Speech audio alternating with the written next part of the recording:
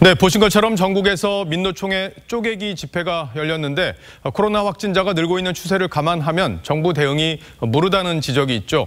지난 개천절과 한글날의 보수 집회 때 정부 대응과 다른 것도 논란인데 근거가 뭔지 짚어볼 대목이 있습니다. 오늘은 사회부 성민혁 기자와 함께 문제를 따져보겠습니다. 자, 석 기자, 개천절 당시에는 사회적 거리두기가 2단계였고 지금은 1단계이기 때문에 단순 비교는 어렵지만 이 경찰이 집회 통제를 위해서 투입한 인원 자체가 다르지 않습니까? 네, 맞습니다. 개천절 땐 180개 부대 그리고 11,000명의 경찰력이 투입이 됐는데 오늘은 110개 부대 7천여 명으로 규모만 놓고 보면 개천절 당시에 63% 수준입니다. 지난 개천절 집회 때는 이 차벽을 둘러서 논란이 됐었는데 오늘은 차벽이 세워졌습니까? 네, 당시 먼저 개천절 때는 광화문에 경찰 버스 500여 대와 철제 울타리 만여 개가 세워져서 사실상 광장 진입이 원천 봉쇄됐습니다.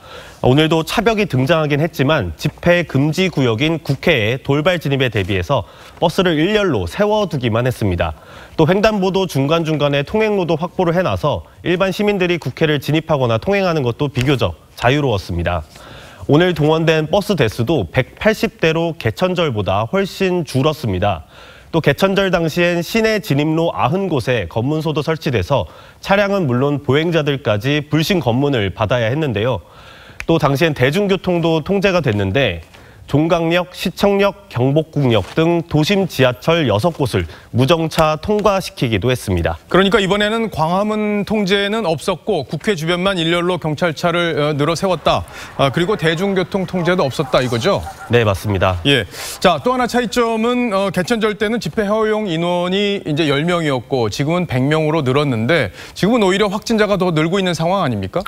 네, 서울에서는 개천절 집회 전에 일주일 동안 하루 평균 26명의 신규 확진자가 나왔고 한글날 집회 이전엔 21.4명이었습니다. 그리고 하지만 지난 일주일 동안 신규 확진자는 당시보다 2배 안팎인 49.1명으로 늘었습니다. 확진자 수는 이제 2배 이상으로 지금 늘어난 건데 집회 허가 인원은 오히려 10배가 더 늘어나는 이런 상황이 된 건데 여기에 대해서 경찰은 어떻게 설명을 합니까? 네, 서울경찰청은 보수나 진보 성향에 따라 대응이 달라지는 건 아니다라고 설명했습니다. 하지만 오늘 방역당국의 우려 수준과는 온도차를 보였습니다. 집회 주최자는 집회를 신속히 종료하고 집회 현장 참가자도 안전한 집으로 조속히 귀가할 것을 요청드립니다.